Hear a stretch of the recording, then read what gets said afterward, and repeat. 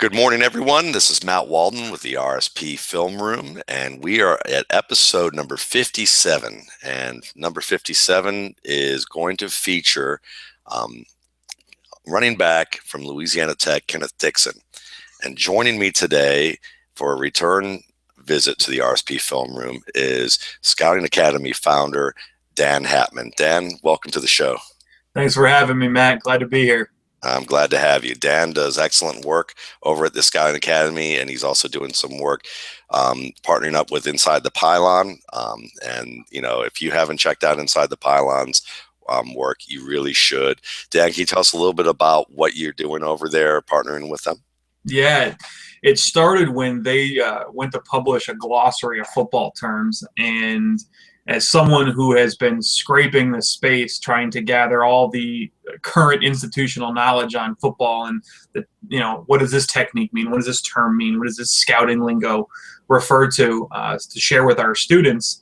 The way that they were sharing the information, the way they were moving past just the written word and into the videos and the pictures and the diagrams, and the depth of their explanations just really caught my eye. And so I reached out to them, and David McCullough was fantastic about being able to quickly partner up, bring our institutional knowledge to the table. And so our goal is, over the next year, we are going to publish hopefully a term a day, and put this space in a position where if you want to know what everything from alligator arms to separation quickness at the top of a route means, you can go over to our glossary and see videos and see diagrams and really get your hands wrapped around what people are talking about in the space. And so it started with that project, and it went so well that I think there's going to be a variety of other areas where we're going to be able to partner with them to share content and really attack the space with the group of people that want to know more. There's a small segment, I'd say between 15 and 20% of the football population that doesn't just want the quick hitter Sports Center kind of gloss over thing, but they really want to dig in and get their hands wrapped around it, and that's what we want to provide. Excellent, excellent, excellent. So today, if you're not familiar with the RSP Film Room, and this is the first one that you've checked out, really what this is for folks who want to learn more and get a chance to just see how people attack the process of studying film. So Dan and I are going to watch a clip that's available at Draft Breakdown, and if you're not familiar with Draft Breakdown, definitely check those guys out. They do a wonderful job of creating cut-ups for the general public to view, where you just get to see that one player with hopefully every relevant play in that game that features him. That's their goal.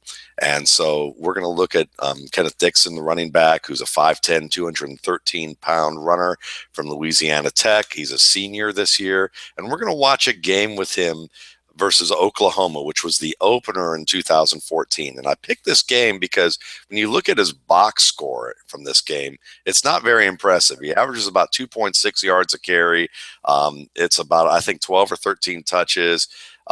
And he has a touchdown in the receiving game, but it's in a blowout. I mean, Louisiana Tech's getting shellacked in this game. But there's oftentimes that I know that I've spoken about this, and I know that Dan would be one that has spoken about this type of thing too, is that it's about the process of a player. It's really, when you're grading a player, it's not always about the statistical results, but it's what you see on the field and how they perform. And I think that you'll get to see a lot about, I think there's a lot that we can reveal about players when they face adversity. And I think that this is a good game that would show some of that adversity, that is when things don't always go right or as planned. So we're going to watch this. And before we do, I have to recite a little bit of a legal disclaimer, just so that people understand that this is for educational purposes only. The videos here posted at the RSP Film Room are not hosted on this server, and the original content is not considered property of the Rookie Scouting Portfolio Film Room. The videos are considered to be used under the Fair Use Doctrine of the United States Copyright Law, Title 17 U.S. Code, Sections 107 through 118, and the videos are used on the site for editorial and educational purposes only. And the RSP Film Room and its staff, they don't claim any original video content. The RSP Film Room and its staff don't use the video clips and advertisements, marketing, or for direct financial gain.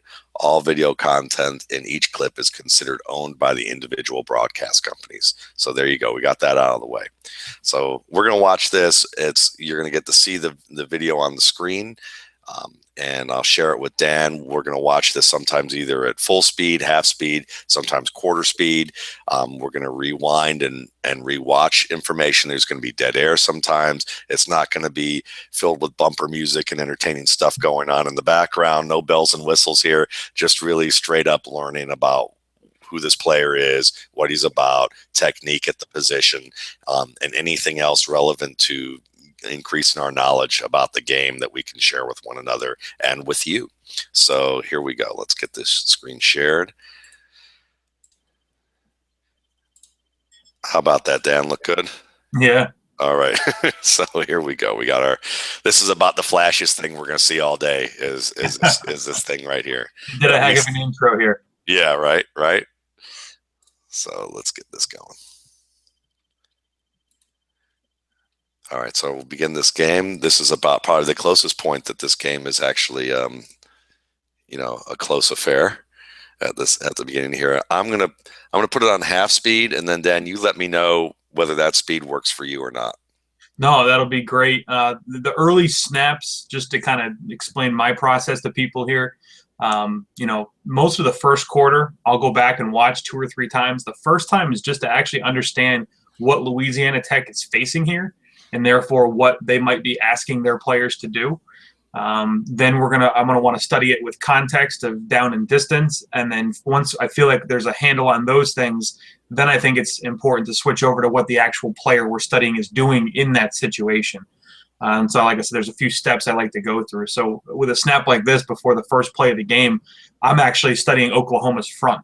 Sure. And I want to get a handle on what their personnel looks like in relation to Louisiana Tech's. Once we feel like we have a handle there, you know, then we can move on to some other things. So this looks like a true odd front, seeing a zero tech nose and Jordan Phillips, meaning he's head up with the center. It looks like the 2 defensive ends are head up on the offensive tackles. We have 2 overhang players. When people talk about a 34 defense, this is typically what they're referring to. You know, I understand that 3 down linemen can be allocated in a variety of ways, but when you talk about a true odd front, this is it. They have the 2 inside linebackers stacked behind them at about a 5-yard depth, and then the 2 deep safeties behind that. So this is what we call a 7-man box. Just literally count the numbers inside. And then if you switch over to where Louisiana Tech is at, they have 2 wide receivers flanked out. And I had a defensive line coach once tell me, the first thing you want to know about the offense is what does the basketball team look like? And I kind of, you know, squinted my eyes and shook my head. What do you mean the basketball team? He goes, well, in every play, you've got 5 offensive linemen, you got a quarterback. So 6 of the 11 guys are already accounted for.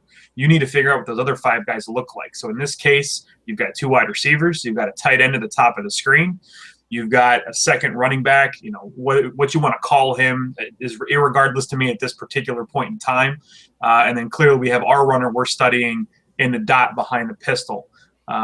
So from a blocking standpoint, Louisiana Tech also has 7 individuals that can block the first 7 from Oklahoma. And then when you add in what looks like an opportunity for some kind of zone read off the pistol, the quarterback could actually present an 8th gap.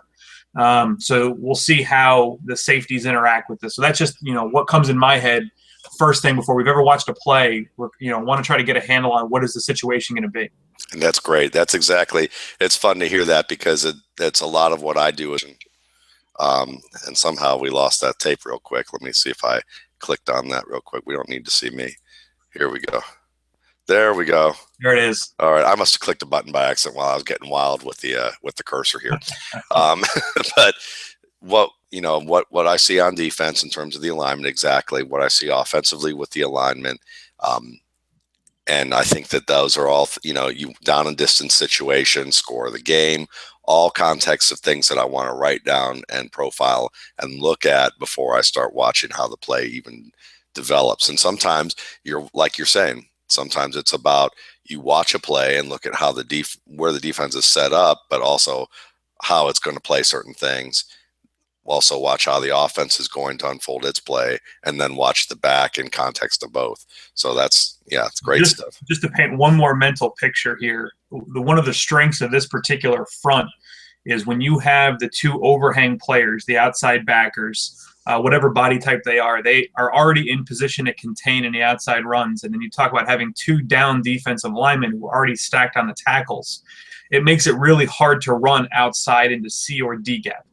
Right, so what this is doing is it's designed to funnel things back into A or B, where hopefully your nose tackle and your defensive lineman can fall down and crash upon it. If they don't, you still have your two inside backers ready to come fill A and B gap. So as long as you can keep the run contained inside, your 7 should be able to cover all those gaps because you're going to 2 gap with the 3 down linemen. And when you look at that from a strategic standpoint, just looking at the size of the 2 players in that 0 gap, you can see who has the advantage there, or should have the advantage there, which is, as you mentioned, Philip Hunt. You know, you look at the size of this guy off the bus versus our center here, who, you know, by comparison looks like, looks pretty overmatched at this stage, just from a physical standpoint. As we watch Kenneth try to move the ball outside strategically, it should be hard for Louisiana Tech to accomplish that. So, like I said, those are the kind of things that before we start studying his athletic ability or things of that nature, you want to kind of get a handle on what is he going to be asked to do, and then see how well he does that within the context of the game. Absolutely. And our first play we have is a pass. So one of the big things from a pass protection standpoint is immediately people go to the overall success of pass pro, meaning did he stone the linebacker or knock them back or what have you. One of the first things that I look for is simply, can he identify who he needs to block? Because mentally that can be difficult. That's one of the things that when a guy translates to the NFL, coaches get worried about. Is can he find out who he needs to pick up and get into position? Then we'll look at how well he executes. So in this case, it looks like he's studying off the play fake inside out first threat. So you can see early on he's squared up and ready, eyes on his target. Now we can really study how effective he is at actually taking on his individual. And in this case, it ends up swinging all the way inside out to pick up a secondary rusher, which is really nice to see. Yeah, absolutely. And you could even see when he comes off this block, you could even see how the possibilities that he's even looking at this inside linebacker as a possibility from the inside. And so, I mean, he's scanning, like you said, inside out. And the way that he's moving, I like that he gets enough depth into the pocket, but he's not too close to where that if he has to swing outside, he's going to be late. He's keeping his depth at a good level. And the way that he's moving side to side, I mean, he completely blocks off that outside path. And this is a really basic offensive line protection. It's man slide. So to the side where you see the running back step up, those individuals are in man protection, going hat on hat, whereas the individuals to the high side are going to slide and kind of wall things off. So this is a translatable NFL protection where he's going to step up to the inside of the man side. He's going to try to pick up a threat. First threat that's not covered. In this case, his guard loses his individual, so the tackle ends up having to take over for the guard. So the tackle lets go of the outside backer, and Kenneth comes all the way across the formation to pick up that outside backer. This is, to me, a big plus in the column. Absolutely. Just mentally prepared and is able to translate that onto the field, at least on that play. So 2nd and 10, same front look from Oklahoma here. Yep. Now we've got the receivers tight on this side, or on each side here. And we've got ourselves a 10 personnel, 2x2, tight. So what this does, just to kind of explain things, we used to call this nasty splits. Different coaches will call it different things. But what it usually does is it backs your corner off. So if you look at where the corners are now aligned, as opposed to being up on the line of scrimmage, they're off, making sure that they can cover whatever kind of switch release the receivers have. So now you're actually in a position where you can crack block an outside backer, meaning a wide receiver can crash down on the outside shoulder of the outside backer. And now we could get into a situation where we have better access to run the ball outside. It's just one little heads up thing to pay attention to. Absolutely. That's great.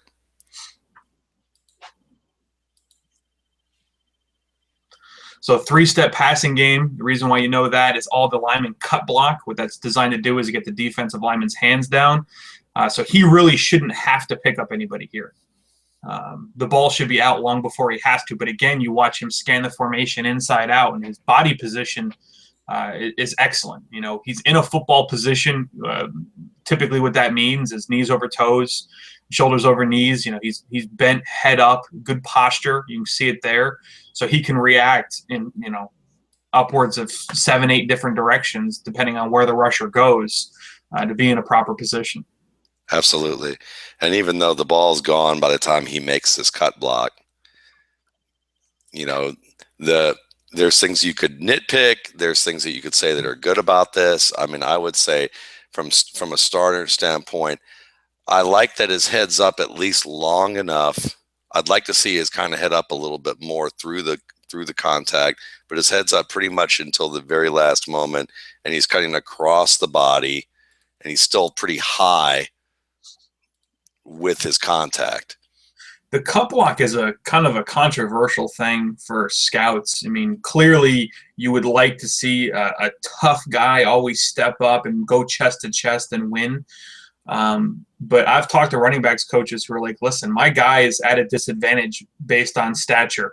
So why am I going to ask him to do something where I know he's going to fail? I'd rather see him get his shoulder or chest across the thigh. You mentioned that. He got his hat in the proper position. He's across the thigh of the guy. So when he actually cuts him, he waits the last minute. He sees the block all the way through, and then he gets his inside shoulder on the outside thigh. And you can literally see him pick the guy up off the ground and cut him, which is the proper way to knock that block, execute that block. And again, I'm not going to sit here and bash a guy who's 5'10" and 210 from cut blocking. I believe this is Geno Grissom, who was drafted, I think, in the 3rd round by the Patriots. Right. Coming in at, I think 6'3 plus, 250 plus. I mean, he's given up 2 inches and over 50 pounds day one here. So, yeah, he did what he needed to do to get the guy on the ground. Absolutely. And that's the thing. I mean, that's the context of technique as well as who you're facing and the situation. You're going to, and I love that you bring up the insight of who you talk to when it comes to some of the running back coaches, because you're going to have some running back coaches who are going to be realists. They're going to look at this and say, look, I mean, we understand what it says on paper. We all have jobs in our life where there's something that you're supposed to do that it says on paper, but everyone with any level of experience looks at it and says, that's just a crazy thing to even consider on paper. Let's look at the realism of the situation. And this is it. I mean, and really this is this is a fine play. And it just shows you, one, that this back is willing to get physical with players who are bigger than him and has confidence in what he can do to achieve that. But to your point, there can be differences in the opinion of those coaches. And so as you go from the evaluation step, which is what we're doing, and you move into the actual valuation of the player for how's he going to fit your team, you need to know where your running back coach lies in these things. If your running back coach needs the guy to stand up and go chest to chest and do that, we'll see if Kenneth is capable of executing those blocks. And if we feel like he's not, well, then that's a guy you're going to have to ding for your system. That's the nature of valuation, is it has to match what the coach wants to put on the field. Otherwise, you're going to overvalue a guy the coach will never see the light of day. That's a great point. And that's one of those things that you have to, that's one of those things that I would hope that anyone who is managing that overall process is looking at their coaching staff and looking at what they value from a player, and they're married in that respect. Sure. And I would think that, the better teams are going to be married that way. So here we are again. So we've got our, like you mentioned, we got our nose tackle over here, directly over the center in this case. We don't have our hangers over. We've got one, but we've got one also now on a 3-point, just inside this left tackle. We've got our corners up, at least one corner up. We've got a safety who's approaching the slot man. And obviously we don't have split receivers. We actually have two on the strong side of this play. They're playing, we can see that one of the things that they like to do is obviously play this pistol, and they like to play it kind of offset, where they have this, like you said, fullback, wing back, H-back, second tight end, whatever you want to call him, alongside. So, Oklahoma's already up 7-0 in this particular game. We're looking at pretty decent field position as a starting field position here. Anything you want to add in terms of what you're seeing on this particular play? No, let's still give it a first run through here. Okay.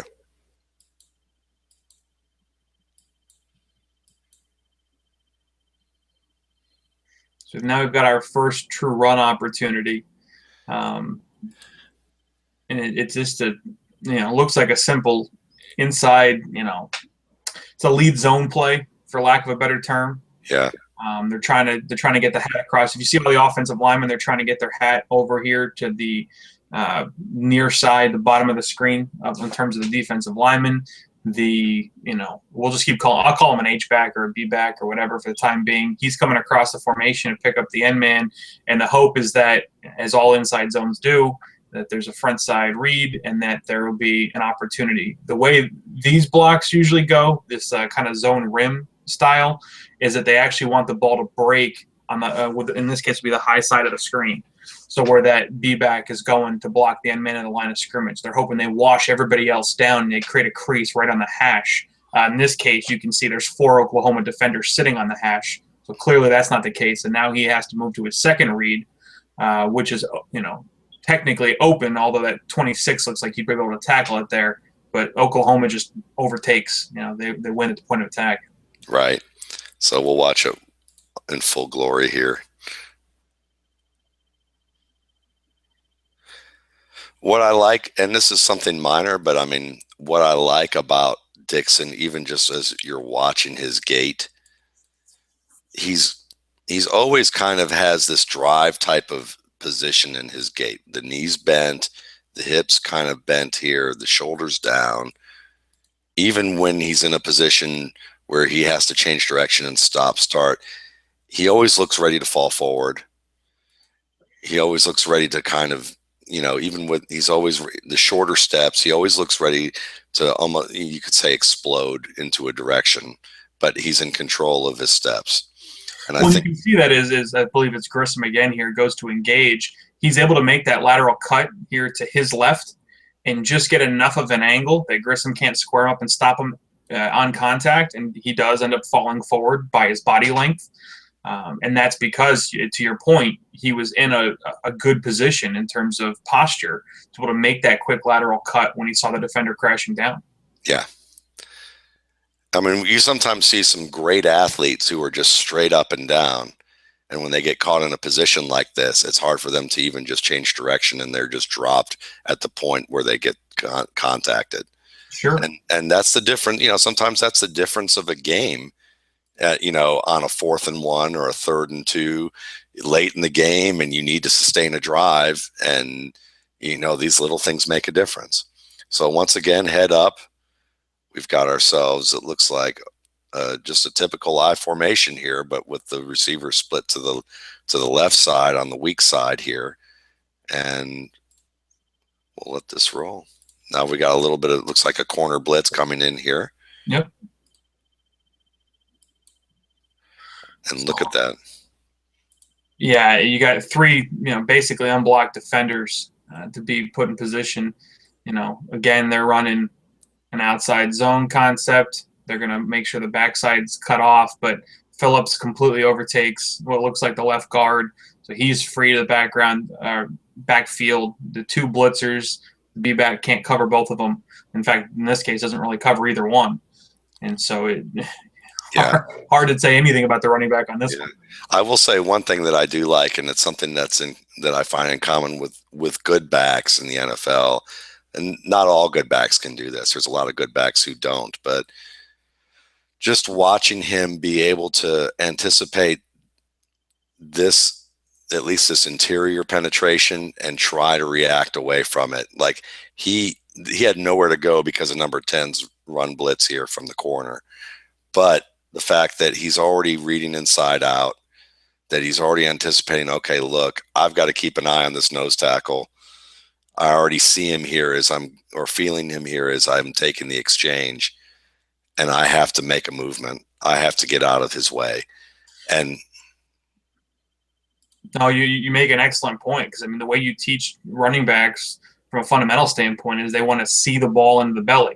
Now, clearly, guys, as they get more comfortable with the quarterback, they can let their eyes come up. But he's in a position where, until that point, until they exchange the 20-yard line, he's got to make sure that he secures the ball primarily. Yeah. And then he has to actually execute the run. And as soon as he takes the ball, to your point, he has dropped his hips, planted his right foot and he's ready to explode away from Jordan Phillips. And again, if they didn't bring this nickel blitz or corner blitz, there's a chance he might have been able to get at least past the line of scrimmage instead of being able to be tackled in the backfield. LaDainian Tomlinson was great at this. This was an example of an NFL player who absolutely was great at being able to do this against penetration, even though one of the more famous plays I think that I've seen of a defender penetrating and stopping a runner on a critical down and distance situation in recent years was Ray Lewis stuffing Tomlinson in the backfield on I think it was a 4th and 1 or a short yard situation in the fourth quarter. But at the same time, again, I've seen Matt Forte against the likes of Glenn Dorsey, against that LSU line. I think Tyson Jackson was a part of that, if I remember correctly, that dominant LSU line when they were a national championship caliber team. And Forte had a game that was similar to this in terms of box score, but you were able to see him avoid penetration like this from the nose tackle and get downfield and turn what was a 3-yard loss into a 4-yard gain. And so these are the types of things that can kind of differ, give you an idea of how good of a running back's feel is and awareness of what's going around him, as well as his level of athleticism. I don't think Forte would have gotten out of that one, but it's worth mentioning, in terms of, just, context of what we've seen before. Oh, absolutely. And I just watched a pro game, last week, Washington against St. Louis, and you're looking at a guy like Matt Jones, who everybody's really excited about, the height, weight, speed profile. And I'm not here to bash Matt by any stretch of imagination, but he was untouched for a long time and was able to get a full head of steam into the open field. And yes, with a full head of steam in the open field, the individual is rather hard to bring down, whether by foot or by strength. But these are situations where him in the exact same situation, I think, gets stoned in the backfield on both of those plays, one by Grissom, one by Phillips, without ever making that lateral cut, because I haven't seen him drop his hips and make a lateral cut. And in contrast, if you watch Alfred Morris on some of those tougher interior runs, he makes some hay out of those interior runs that are more difficult situations. But I'm glad you brought him up, because it's funny. I was having the same conversation with somebody on air somewhere saying, you give Matt Jones a big runway to the outside and he's going to excite people. But if you can, Matt Jones is kind of more of that jumbo jet that looks impressive taking off the tarmac, but Alfred Morris is kind of that helicopter that you can take off from the middle of the woods, and he's going to still clear the trees. And I think that absolutely. And there's those guys happen all the time, the Latavius Murrays and Darren McFadden's and Matt Jones, and it's not to bash them. Everybody would like to see one of those guys, but the difference between those guys and an AP is that, an Adrian Peterson has a much larger breadth of what he's capable of doing when things aren't perfectly blocked for him. I went and tried to get the stat on it, and Pro Football Focus was kind enough to share it with me. Matt Jones in that game against St. Louis had averaged 4.4 yards before a defender touched him. Yeah. Okay, I can take pretty much anybody at the NFL level and put him in that situation, and they're going to run for 100 yards in a game. Now, he went for 130 in touchdowns because he does have the extra element in terms of that finish speed. But finish speed can only happen in the open field, the third level. You've got to get from the first level to the third before that matters. Yeah, that's why so many scouts and so many football people place huge importance on the first 5 to 15 yards. How fast are you in that range? How fast are you? How quick are you? How well can you change direction, as well as how much you can process within that early stage, because that's really one of the most important things to be able to navigate. I mean, that's why we talk about a wide receiver like Jerry Rice and Bill Walsh, marveling over Rice, saying he was one of the, fastest players he saw in the first 15 yards on tape. He didn't care about the 40 time because he knew how he was going to use him. He also understands the receiver position, and that getting open is really about that initial release off the line, and then being able to get position and then control that position. Absolutely. So here we go. Let's go ahead and start us on. Now, this time we don't have that zero front.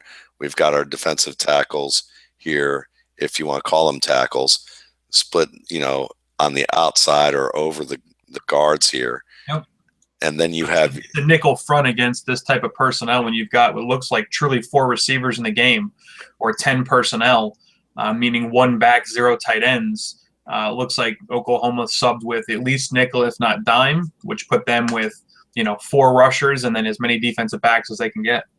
So I want you to answer something for me, because I think this would be a good thing for people to understand. Sometimes you will see fronts like this and you'll see personnel that looks like nickel, but then you'll see the alignment look like dime. Like, for instance, let's say that this guy was another linebacker, but you'll see, or and you can see that type of thing. How would you notate that to people? How would you communicate that to people, what this is? Would you just call it a dime? Would you say it has to be? And I just had this question from a student the other day.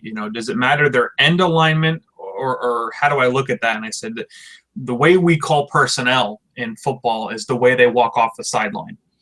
So when you're in the booth and the offense comes out in 10 person, or if they came out in 21, meaning a fullback, a running back, and a tight end, and then split to this formation, it's still 21 personnel. And if the defense was in their base, whatever their typical base is, and they had to detach players to go cover guys on the outside, if you had to take a linebacker and go move him out to the top of the formation to cover a running back, it's irregardless. It's still 21 personnel against base.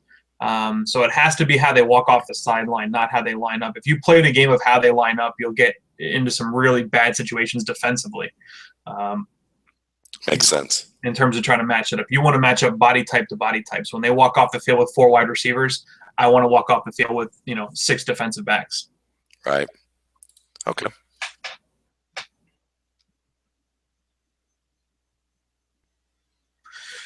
So he just runs a wide route there.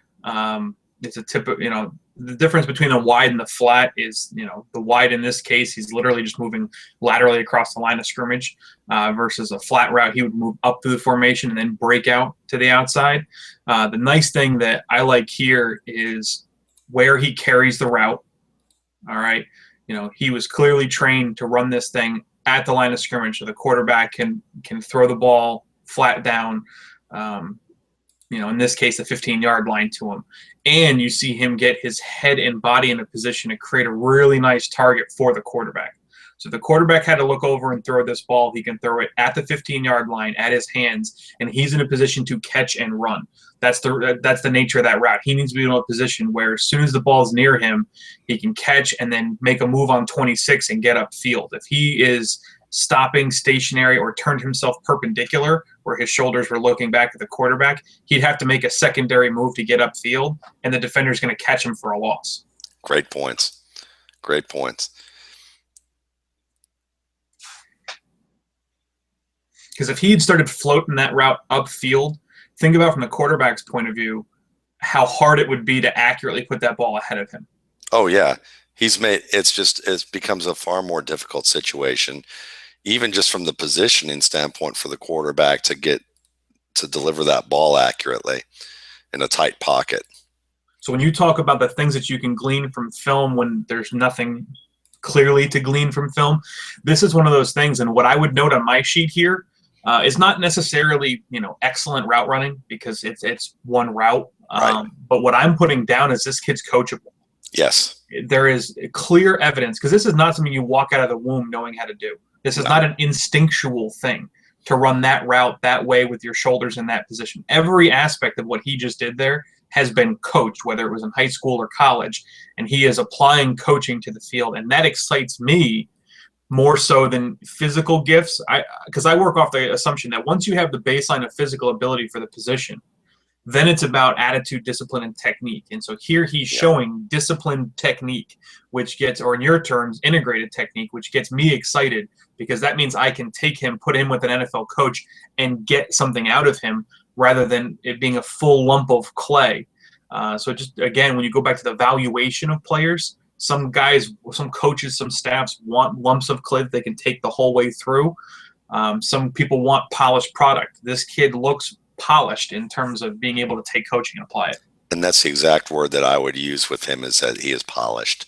I think that at least in this particular aspect and a couple others that we've seen already, I mean, you've seen it with the pass protection so far. You've, with what, a couple aspects of that. You've seen it with as a receiver. You've seen it in the terms of the way that his body position is as a runner, what he's looking at past the line of scrimmage or at the line of scrimmage as he's taking exchanges. And we haven't seen a good play out of him for a box score standpoint yet. No. And it's 14-0. So the chance of Louisiana Tech being able to run are ever decreasing. Yes. So now they're going to say, let's get outside. Absolutely. Because Absolutely. it isn't working. We're down by 2 touchdowns. Time for us to get outside. So we got it. We're going to have a nice little, possibility of a constraint here with this potential jet sweep across. Yep. It's supposed to hold the defense a little bit so that they can maybe get outside to this right where that they have a fullback lead. And so now Oklahoma does a great job of adjusting late. You see everybody's up in position out there. Now, from a track, we talk about with running backs on an outside zone like this, he's got a track. He's got literally a path that he's been coached to follow. And it's typically the outside shoulder of the outmost blocker. So not the B-back in this case, but the tackle. So he wants to try to carry it there. Now, the way that this is coached is that he also has to be aware of the overhang player. So clearly in this case, the overhang player is crashing into the backfield. So now he has to key his entire path off of this block. So he is studying both his blocker and this defender. And what he'd like to do is try to keep this as wide as possible. Look at where his offensive linemen are in relation to the linebackers. If he can take this 2 or 3 more steps laterally down the line, he should have his linemen in a position to seal these blocks. And so he's trying to carry it according to his path and then make his cut.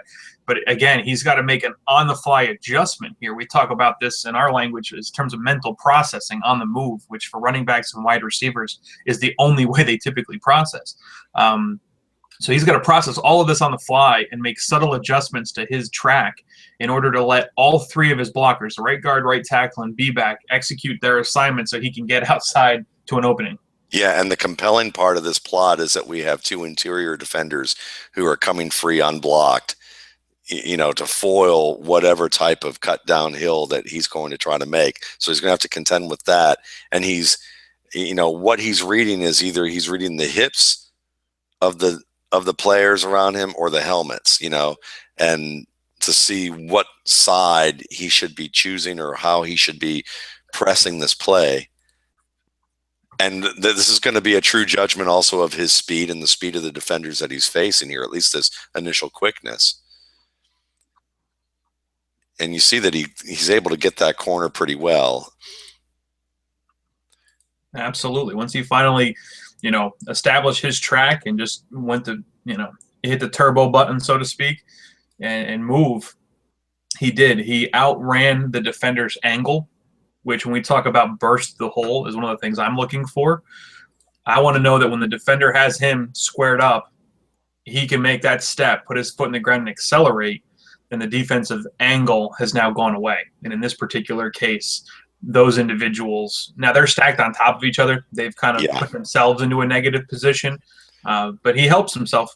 He helps himself quite a bit. True. And 97's probably spending more time adjusting his helmet than he is getting on track here. So, the sight line might have been compromised too, and that might have screwed him up in terms of flowing to the ball. But, getting in the open field, I like the fact that he's going to use his blocker at this stage. Because he sees 2-on-2. He sees his 2 blockers and 2 defenders. If he can time this appropriately, he can move it even farther. And clearly, he tempos himself down and tries to get his blocker to take care of 13 here and then adjusts off of that. And here's what I love. I love the way he finishes plays.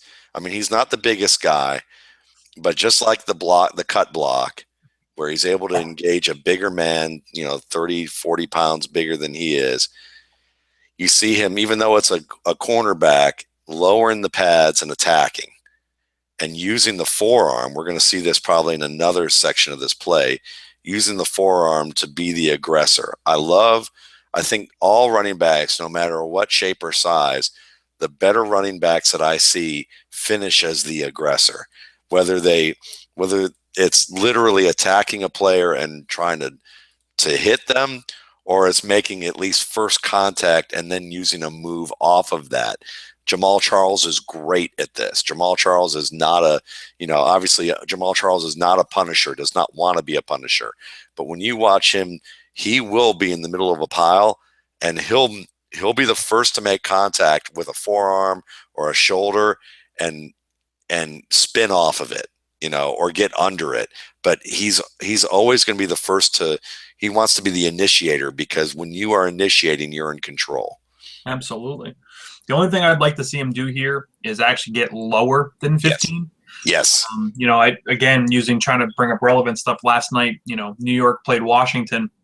Andre Williams had an opportunity against Trent Robinson where safety on running back in the hole, and Andre, dropped down incredibly far because Trent's not that big of a guy, and got underneath his pads and literally flattened him on his back. And so when they talk about leverage wins, if this situation had occurred in 15 was 55 and it was a linebacker, Dixon would lose this because 15's in a lower leverage position. But agree with you that he is ducking down. He is trying to be the aggressor here. And against a defensive back, he has been able to win that battle effectively. Yeah. And you can see how he's using that arm as much as he can to kind of lift off and use that elbow. It's not Otis Anderson versus the Bills Super Bowl pretty with that kind of bolo shot that he did back in the day. But this is certainly, you see a guy who's trying to use his arm to kind of lift up 15. And you're right. I mean, if he could get, he's going to have to get lower against bigger men. He's going to have to get lower against even, cornerbacks in the NFL in that stage. But you see the willingness and the consistency as a finisher that's there. It's not something that he has to think of, he's polished this aspect. He just has to further refine it. The only thing I put on my note sheet with that particular play is just, I'm going to have a question now, and I want to see him finish against other body types. Yes. And so I'm not saying that he can or cannot do anything at this point. I like what I saw on that one play. I had one little thing I'd like to see if he can get lower. And so now I'm going to be paying attention as he goes to finish other runs against other body types. Can he get lower? Can he still physically dominate the player like he did in this particular case? What have you? I want to get a range of outcomes. Players kind of fall within bumpers on a bowling alley.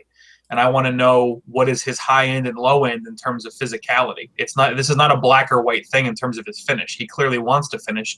Now we just have to look at, how does a guy at 5'10" and 210 physically finish against different body types? Yeah, and that's a great point. And it's wonderful when you talk about when you're going to scout a player, it really is about taking incremental steps. It's an incremental process where you're trying not to draw a ton of conclusions. You're really trying to just note behaviors of what you see and then look at that collection of behaviors to be able to then determine, certain conclusions that you can make from those. And some things you can see right away. Some things require looking at a variety of factors involved. And this is one of them. And it's fun to watch this play because there's another little hint about that makes me wonder. And what would make me wonder is right here. Watch when he makes the contact and then takes 2 steps and kind of lifts himself off the ground, kind of leaps to explode into the movement so that he can give a little extra here.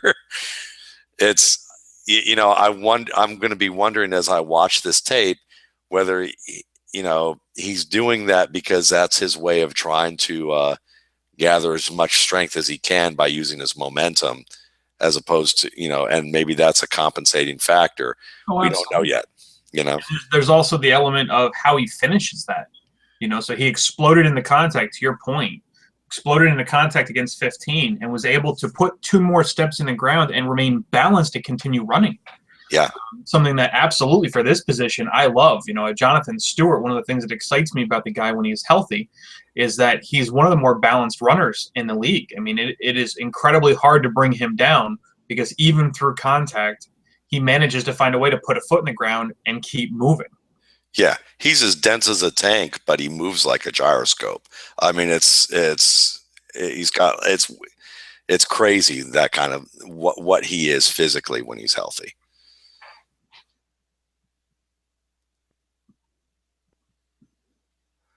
So again, Louisiana Tech's working hard to try to get to the edge. They know their best matchup is not in the middle of the field. So again, we got another ghost motion, jet sweep action kind of thing, constraint play as you mentioned. And then I got to give Oklahoma credit. They have not bid on that. They have stayed true to their gap responsibilities. And right now I see 3 white shirts to block and I see 4 maroon jerseys to cover. So we'll see how it goes here.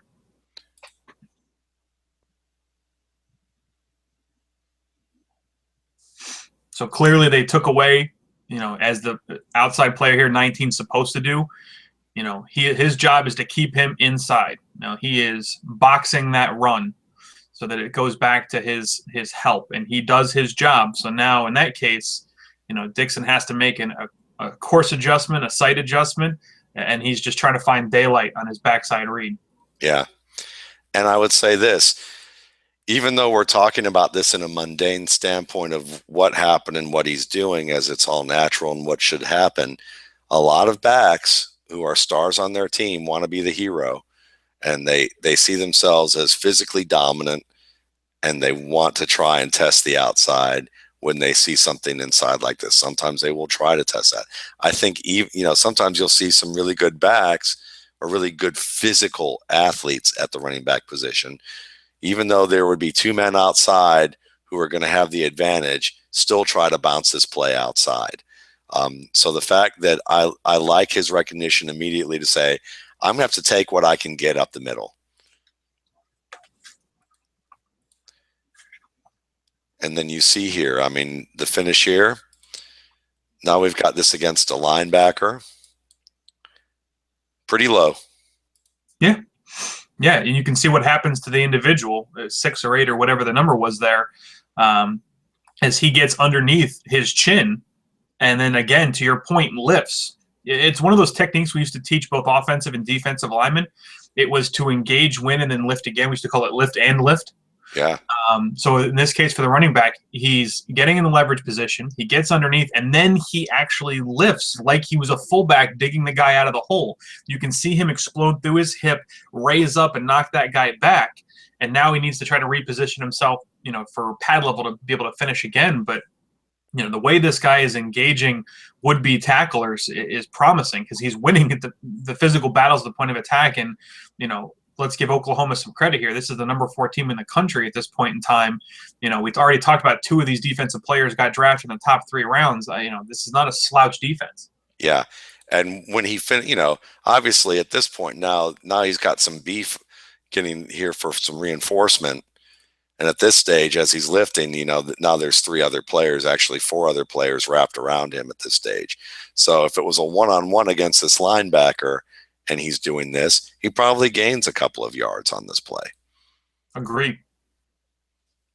And those are the things again. It sounds like imagination, but it's more of a visualization, having some vision and understanding context of what you've seen over and over again and applying it to what you see in a player, because a lot of scouting is projection, but and that would be a case of where you look at that and you can project some things reasonably.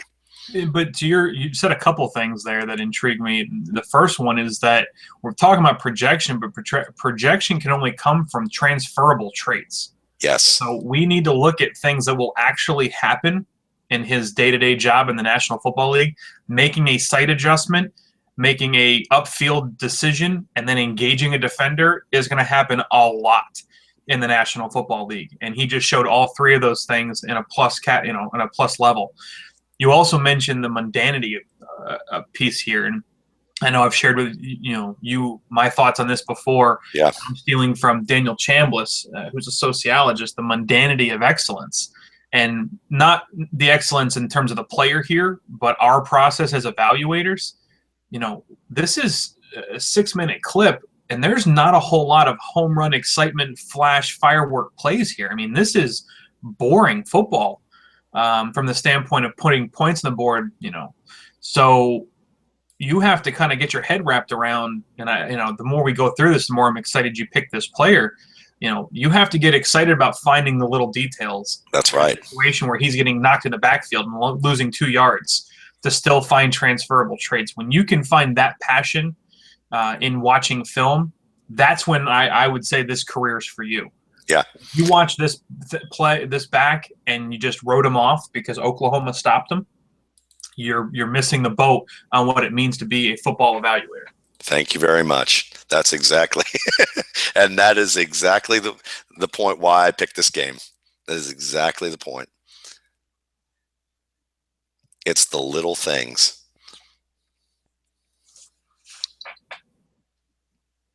Because we're a minute 30 into this game, and we've covered so much already about this player. I mean, some really interesting points about this player, as well as about just the game in general and evaluating players. There's still more I want to get out of his mental processing and decision making that's just hard to do when he hasn't had a single good track to work from. Right.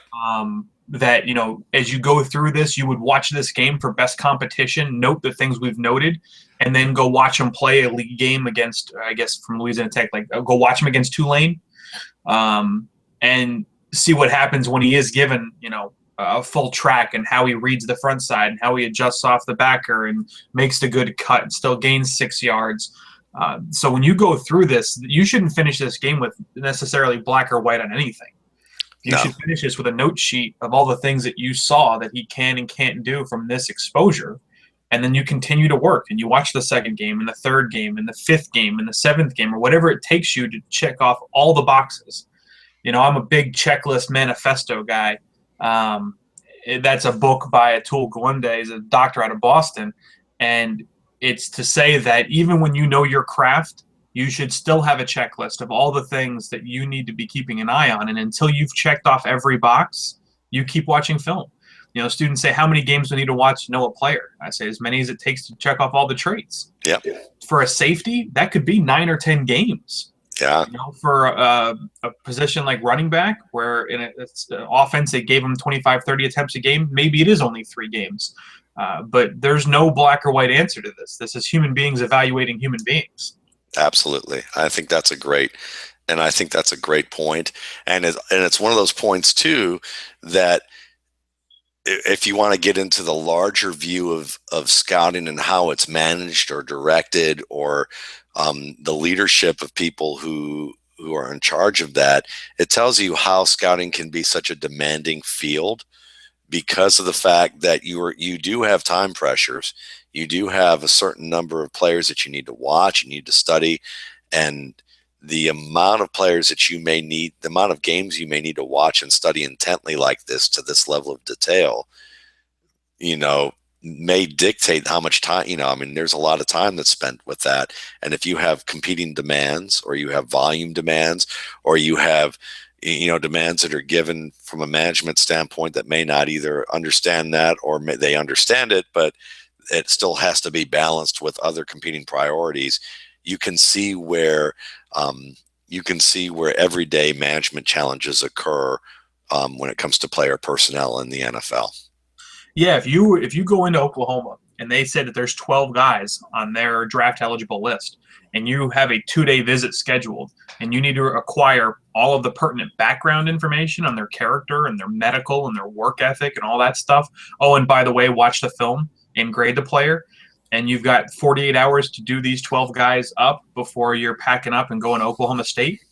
You can tell real quickly where this process can start to have some weaknesses. Yeah. And, this is where guys start leaning on their friends on the road, even from other teams. What did you see? What did you hear? This is where groupthink and scout speak can come into play and be a negative. I'm not saying it always is. I'm not saying these guys are bad at their job. I'm saying that from your point, the point you just brought up, from a process perspective, if you're asking a guy to grade 12 players perfectly in 48 hours, opportunities for failure have been created. Absolutely. I think about how long it takes me to watch a game. I probably, I can spend anywhere between 4 and 8 hours watching a game like this, looking at things and putting things down in detail. And, I think about someone being on the road, and I'm like, well, if, 12 hours, 2 days to do 12 players and to do all that stuff. So where's my band of elves? because I need to unpack them and like have them do at least like 8 of those things while I'm like focusing on 2 to 3 within the so it is it's crazy. That's why like when I read practice reports for at all-star games, and I go to the all-star game, I'll go to the Senior Bowl all-star game. I've been going for I don't know 6-7 years now, but it's like you I realized very early on when I was the first time I went, I thought, oh wow, okay, so I'm just going to focus on a couple of positions. That's what I'm going to do, and just keep it at that. Because if I just didn't feel honest in saying, well, this guy had a good day, this guy had a bad day, this guy did this, and act like I saw everything, because there's no way to see everything that goes on the field at that point. You need several people each watching dedicated to a specific area to even come close to giving just an overview. Let's not even get into specifics about each player at that point, especially with the reps flying as fast as they do, and you don't have a remote control like Adam Sandler in that movie, where you can stop action live and and freeze life and replay it over and over again. Well, it's one of the reasons the Academy is going to do a live classroom at the Senior Bowl this year, because we want to balance film evals with live evaluations, because there are situations where it's important to go see a player live and see certain things. Yeah. And it's hard to know how to do live evaluations well, because to your point, you can't walk in with the expectation of doing micro assessment on every position. So either you're going to do macro on a bunch of positions, meaning you're going to leave things on the table that you should know, or you're going to go micro on 1 or 2 positions or a few players or what have you, and actually be able to leverage that appropriately. But you can't do it all. Teams bring entire staffs and delineate position groups by scout and have meetings to integrate the data afterwards, because the team understands, most of the time they understand, that's how we need to differentiate and integrate back together afterwards, using 15 different sets of eyes or 20 or what have you, versus one person going there and thinking they've learned it all.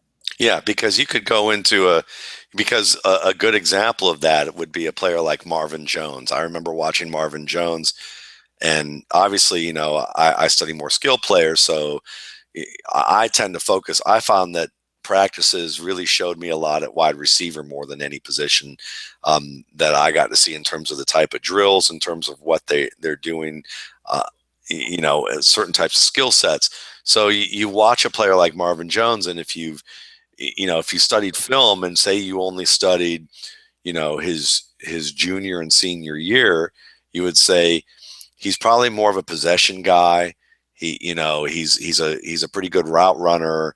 But he didn't have a great quarterback that he played with, and you wouldn't think that much of thing. You would look at that, and what would have flown off the page for you was he's getting deep on a consistent basis at the Senior Bowl. I mean, he's beating everyone deep and winning deep and making plays. First 2 practices. First practice, like repeatedly caught like deep passes, but then you might look at that and say, well, if you mitigate practice, you might say, well, that's not who he was. But if you watch, then again, if you watch sophomore tape, you'd see him getting deep and winning deep, and they changed his role. He had a different role in that offense. So all these types of layers of information can either lead you in a direction to make conclusions that, if you don't have the complete information, it's difficult, and it's always a challenge to get complete information. Incredibly so. Even for people that are doing it professionally and have better access to information, still can have a hard time getting all of it presented to them accurately. Yeah, and I think that's why, and I'll say this because I know I've been guilty of it earlier when I first started doing this, probably, first 3 to 5 years of doing this. And I've been doing this for about 11 years now, or going on 12, I guess. But, first 5 years, you'd see things, you'd make realizations, and in your immaturity, you would go, wow, these guys didn't notice this, but I did, or I noticed something that how come they don't notice this? But then when you take a larger breadth of perspective as to what is really going on and the challenges that are in place, the more you do this, the more humility that I think that it's natural to have, and empathy that you have for the system and the process of how people go through this. So when people miss things, you you may feel initially, wow, I can't believe they missed this. But then you think about the context of how evaluators are doing their job and what the demands are on their job, and you begin to realize, you go, everybody's going to miss something because it's just so challenging to try and get complete information. Absolutely.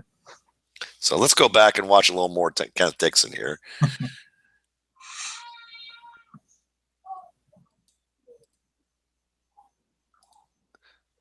So again, his positioning, this is an easier read off this particular protection. They designed this for him to pick up the end man. But when you think about from a quarterback's perspective, where would you like defenders to be?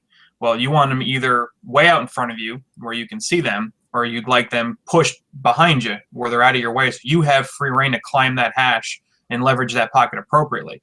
So if Dixon stays on the upfield shoulder, meaning the outside shoulder of the rusher, gives him the inside path, it means the rusher can still get back to the quarterback. So when Dixon steps up and takes the inside shoulder of the rusher and then forces the rusher over the top, that guy, you see that, does a quarterback ever get off his spot? Would the quarterback ever get off his spot? Yeah, and that's exactly what you're looking for right there. And the depth of his climb, it's not too high up to where he's going to give away position and allow the defender to get inside or outside of him, but it's far enough away, like you stated, so that he's giving a nice comfort zone for that quarterback to maneuver if he needs to. And the other thing we'll point out here is that we saw him cut block Grissom before on the edge when he recognized that the size mismatch was not in his favor. He did not feel like the size mismatch was going to be a hindrance to him, and he stood up, went chest to chest, and played with his hands here. Yeah, and this is a player that's maybe 10 to 15 pounds heavier than him. So this is one of those things when you go back to the report back to the coach, and coach goes, "Well, is he going to stand in there and protect for me?" You go, "Yeah, against certain body types, he will. Yeah, he'll take on DBs head up. Defensive lineman, he's looking to cut block. We'll see what he does against the linebacker because it hasn't been an exposure yet."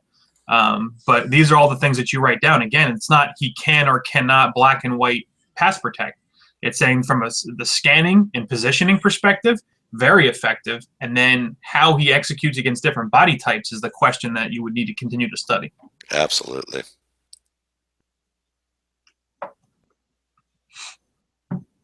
Again, the hope here on this play is that the end man on the line of scrimmage stays occupied with the quarterback so that he would have a free reign here when the tackle down blocks. But 19 does a good job. And so he's left just trying to pick up, as much as he can and shrugging off defenders in doing so. But, and again, this is a nice little display of balance at this stage right here. It's the guy goes a little too, the defender's going high here. So that's that would be a coaching point for the defender here, maybe to go a little bit lower. But the fact that he's able to deal with that indirect contact, and if there wasn't a linebacker here to clean up this play, he probably gains 4 or 5 yards on this play. Sure. First contact is not something that you have to worry about this running back going down with. I think that that's something that's at least a developing thing that I would look at and say, so far, that's what I'm seeing, is that first contact is part of that. And now this is an interesting section. I think I mentioned to you before we started talking on air, is it was fun to kind of watch this because, just the communication, the willingness to communicate with his coach, about what's going on here. And you can't hear what they're saying, but just look at the expression on the coach's face. It's kind of like, to me, Skip Holtz in this situation, I mean, to me, that says, and I'm probably reading too much into it, but it's more like he's happy to see that his player cares about what's going on. 2, his player's trying to communicate something helpful. And 3, he just looks kind of amused by the fact that, that this whole thing is happening in the game right now, and they're down 24-0. This player's not giving up. No, I don't think you're reading too much into it at all. Those are glimpses into, in the heat of the moment, coach-player interaction that's on camera here for you. And clearly, Dixon was able to articulate whatever his point was in an effective manner to where the coach was like, huh, all right, good work. Tap him and move him on. So, I mean, Yeah, look at him nod. He's like, okay, I get it, what you're saying. Dixon clearly understands what's going on and is able to convince the coach that, Coach, I got this. I know what's going on. Other things are occurring that are keeping us from being effective. And this, namely in this case, blocking. Yeah. Now again, 24-0. Just to throw the score context back at us here. Yeah. In the second quarter, in the mid-second quarter. Mid-second quarter. So again, now we got the head up on the center. We've got our two overhanging guys, as you mentioned here, over the tackles. These guys are a little outside, or outside this guard and outside that guard here. Got the two men in the middle. Similar situations that we've seen in the beginning of this game. Yeah, Oklahoma has not had to change a single thing to still be effective in containing here. This is the best blocking and path he has had to work from yet. Yeah. 27 gets the kick out block. Safety comes down and takes a poor outside angle for some unknown reason, which allowed him to carry the inside path. And so now you're going to get to see him engage a linebacker at the second level.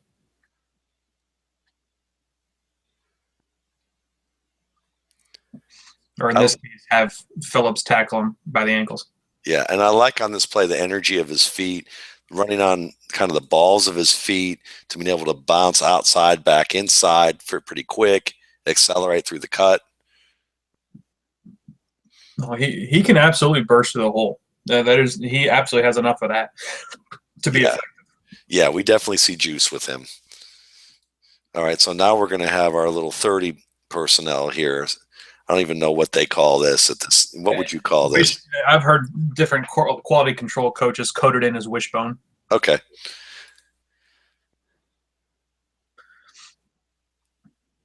And in this case, they have hat-on-hat blocking. So this becomes an ISO play, essentially, with your fullbacks climbing to take care of the inside backers. So now it should be putting him in a situation to take on the safety, except for 62 here is unable to actually take care of the nose tackle.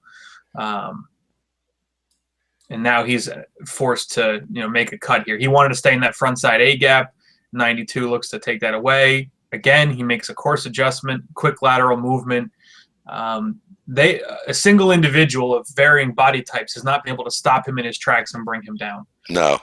Every time we've seen him shake off some level of that and move, and it was the second and or third defender that had to tackle him. Yeah, and that's, to me, that means more to me in a game where the box score is 2.6 yards a carry than a guy who gets brought down by the first man he encounters who's averaging 8 yards a carry.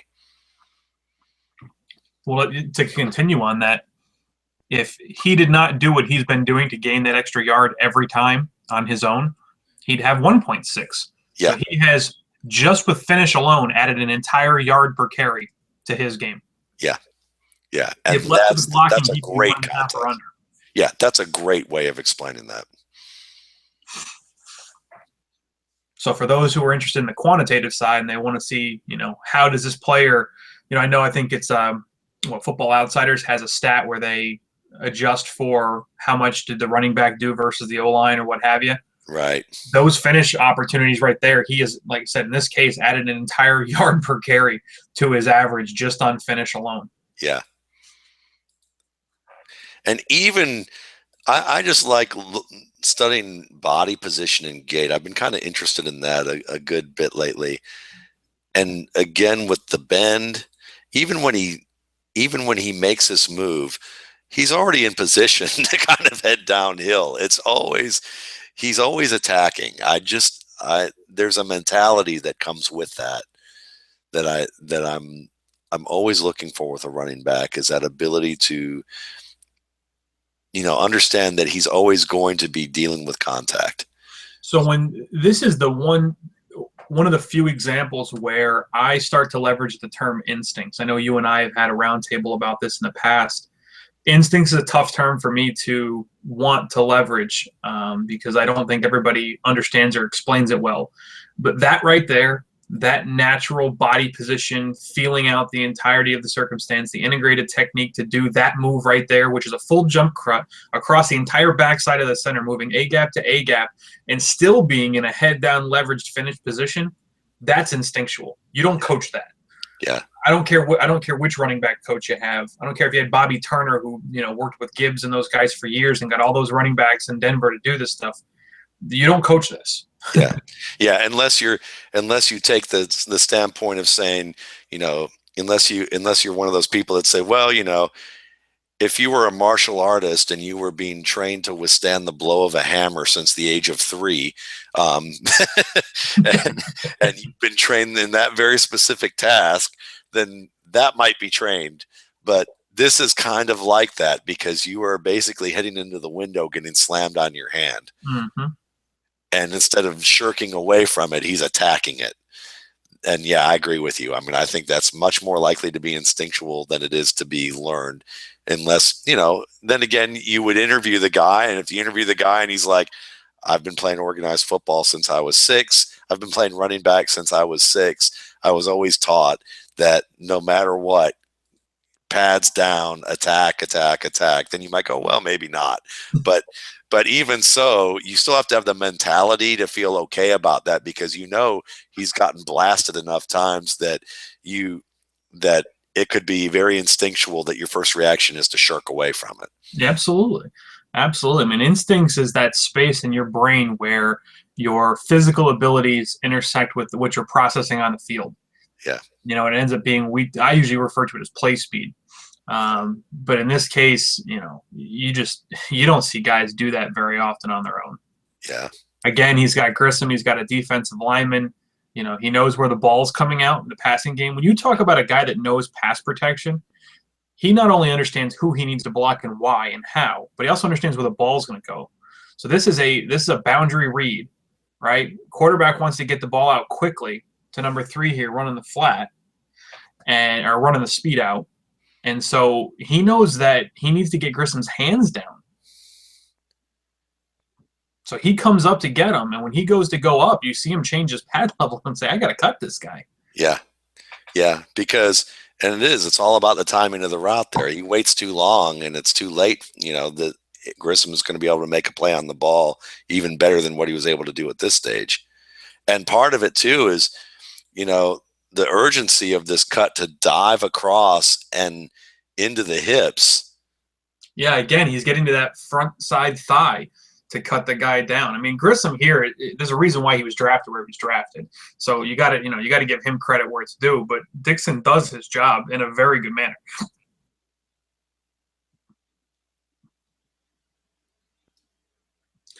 31-0. Phew. Yeah. Again, they're running an outside track here, and so this is a foot race. None of the guys on the front side do a particularly good job of blocking. So he's got to outrun angles. Yeah, and he still beats the first guy. He's a little bit of a straight arm here to swipe away, gets the angle inside and swipes away from 45. 2 guys he basically defeats. Yeah, 45 was not going to tackle him. He makes that quick move inside again, shakes him off, and another support tackler has to finish this play.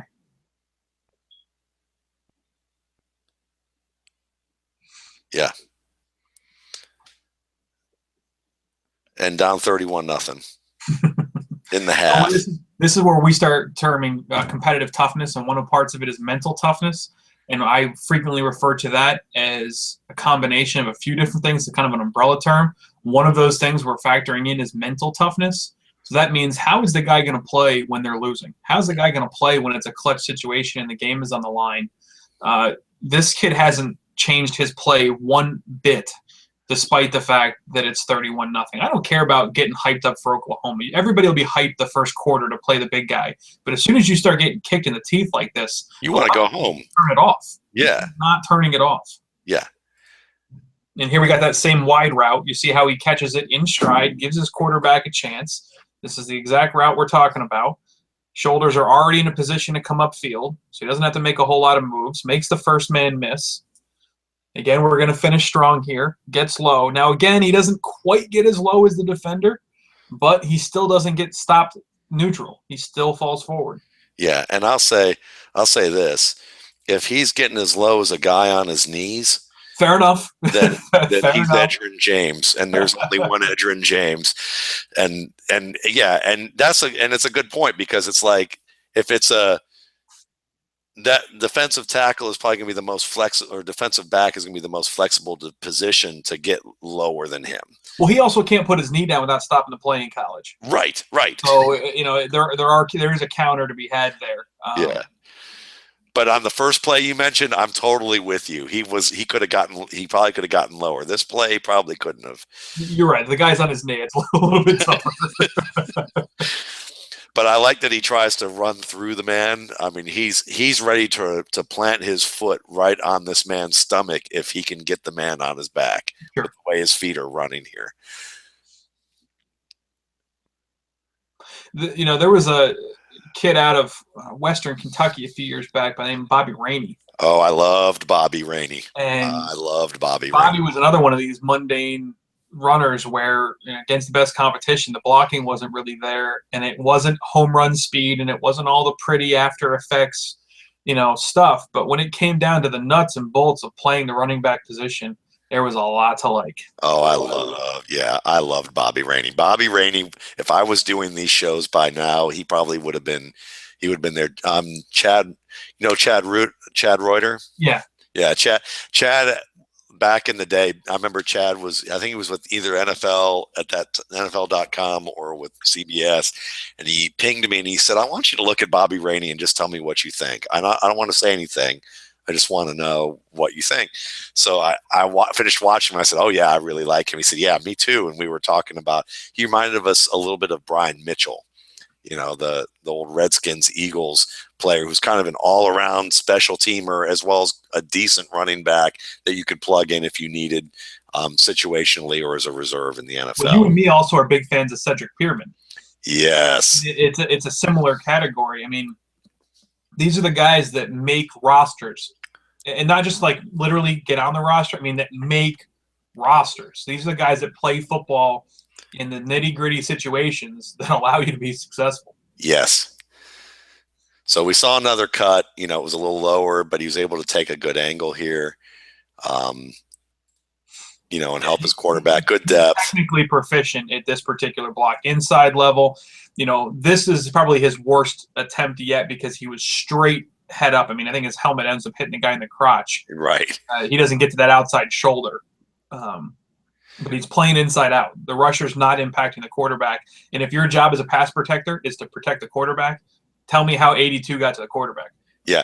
And it's about smarts and that whole integrative technique, because again, maybe not the best technique. And but you can see he realizes this, because watch him kind of turn to the outside as he makes contact just to make sure that he gets every last inch of that guy. Absolutely. You know, again, just a smart football player.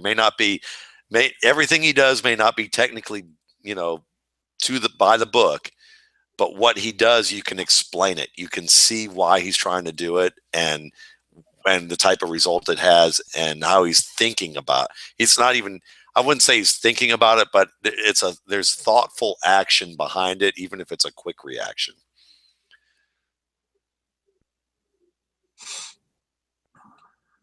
This is the first time he loses to the man, and it's understandable. I was going to say Jordan Phillips is a huge human being, and this is a highlight reel for him. That, you know, this is a long day for that center. Yeah, this is a pelican getting gulped by a shark at this point.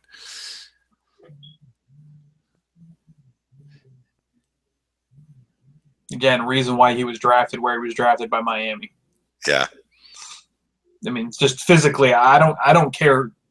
If you had Marshawn Lynch back there in that particular case, it was going to be hard to gain an extra yard after contact. Absolutely. And this Here we go. Here is absolutely the worst one he's had yet in terms of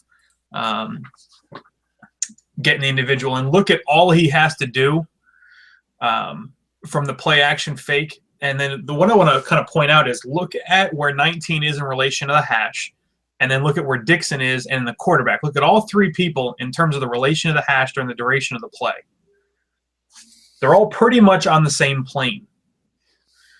It's hard for him to come across a formation and take this guy out of the picture unless he goes and physically pushes him. This was the worst decision that he made because he didn't quite understand where the quarterback was at and where they were at. He couldn't wait and catch and play reactive here. He needed to go be proactive and knock 19 wide in order to make this effective. Yeah. And the dangerous part about cut blocking anyway in this regard is, especially if you put your head down, when you put your head down and if you end up doing it too early, the defender has room to react too. But I agree that it's more the angle. That angle is really the most important part there with it. All right, 38-3. Still like early in the third quarter.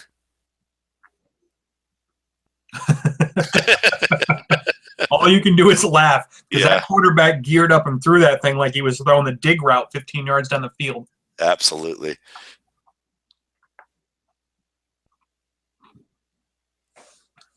Jump cut, spin move, balance, finish, extra yards. He keeps checking the boxes. Yep. Notices his block, gets wide, notices the next defender. He's already got eyes on. Makes a move back inside. Finishes with the spin. Very nifty player. Yeah.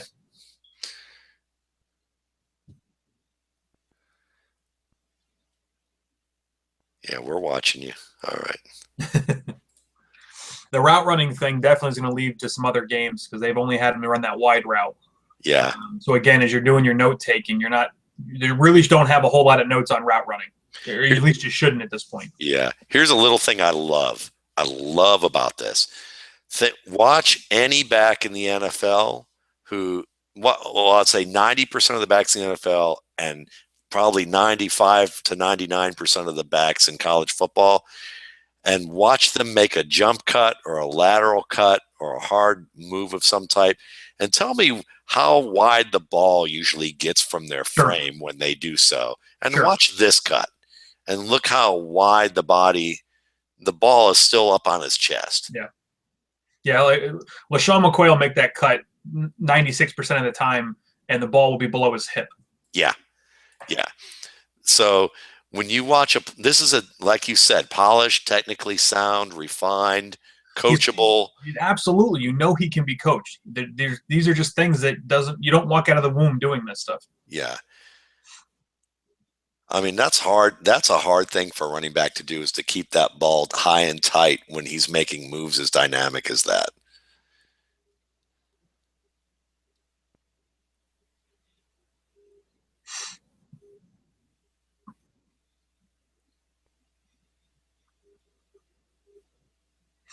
This will be one where you look at a little bit of the hesitation here, because it looks like it's an outside track, and he looks like he's trying to cut it back immediately, and then recognizes the defender.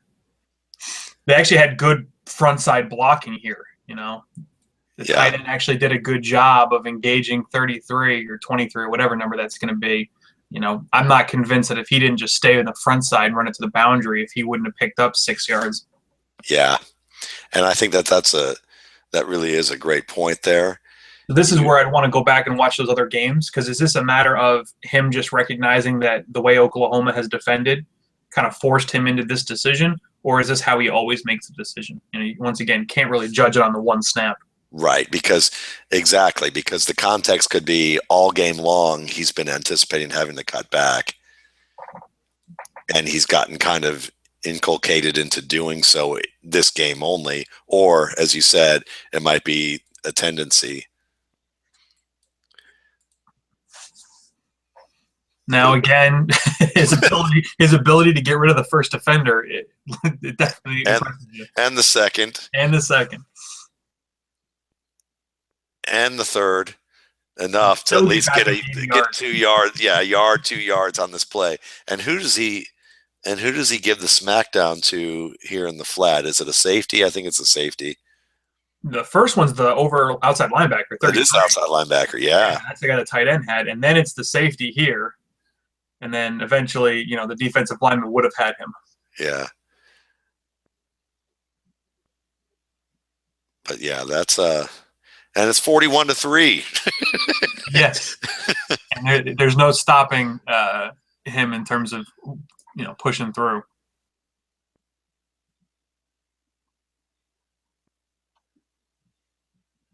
There's that little hop again into.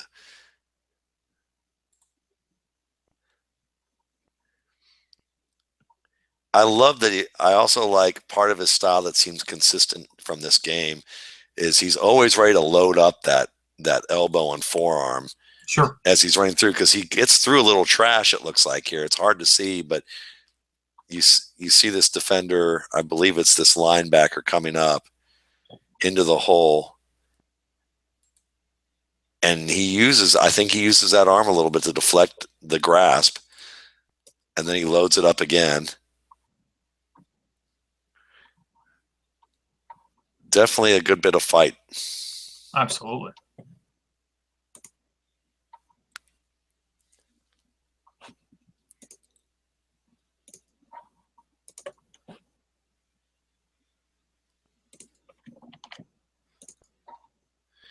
Yeah, not much there. No, like I said, unfortunately, as the game wound down, his teammates got even more deflated. Execution really started to wane.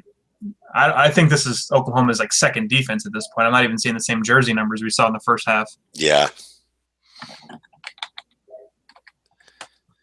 This is probably his most meaningful play on the stats sheet.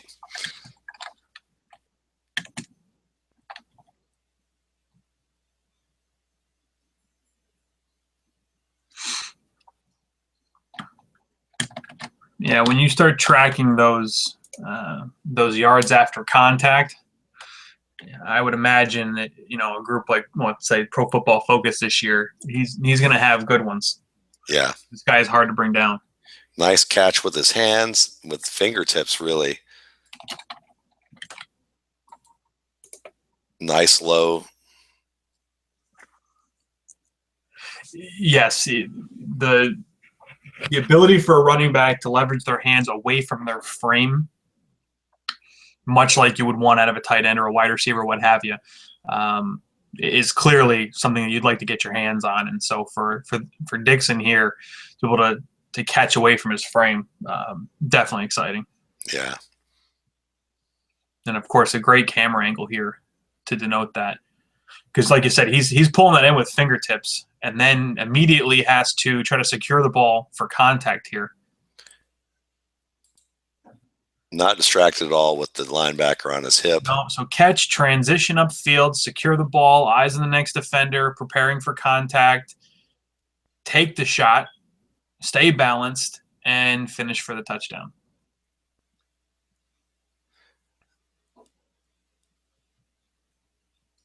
Look at that with the forearm there. And that's important because, I mean, even though he takes a good shot there, the fact that that forearm is out there first, I really do believe that helps him absorb some of the contact in a way that if it wasn't out there to it first, sure, would have been more difficult for him to maintain his balance as much as he did. Absolutely.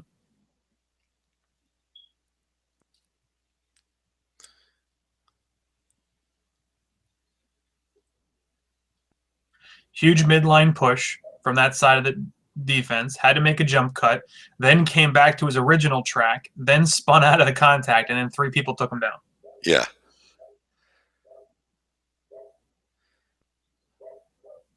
This is a player that if he meets your physical baselines and he displays this on a consistent basis, this is a player that you want to continue watching to see a lot more.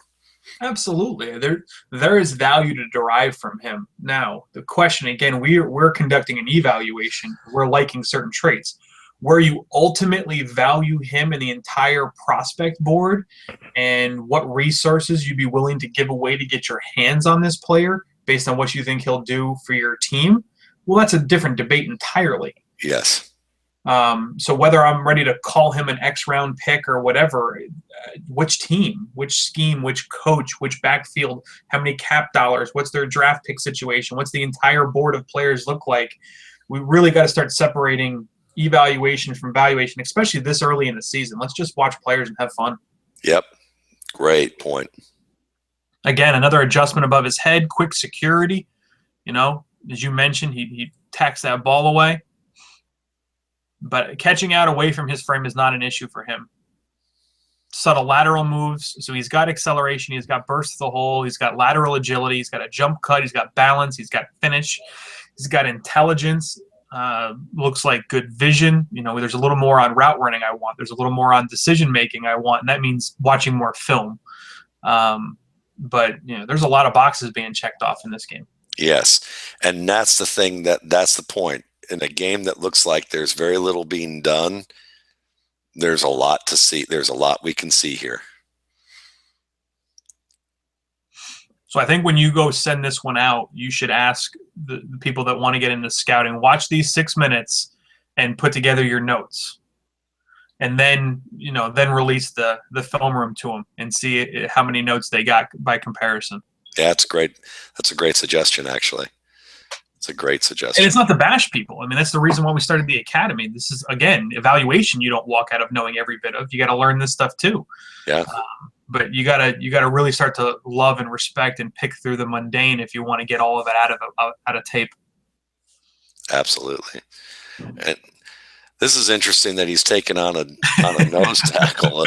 I think this kid is pissed off. I think they're getting their butts kicked. I think he wants to play really hard. And I think he's got some frustration he's trying to let out. Maybe I'm reading too much into it. But I don't know, but I like that. I like what you're thinking because it's 44 seconds left and you're down 38 points. And this is probably one of the last 3 to 5 plays that are going to be in the game. And he's got no problem stepping up against the nose tackle and going, let's go, big guy. Yeah. Now he loses. Yeah. I mean, look at the size mismatch. Still frame that, and he's given up 100 pounds. Yeah.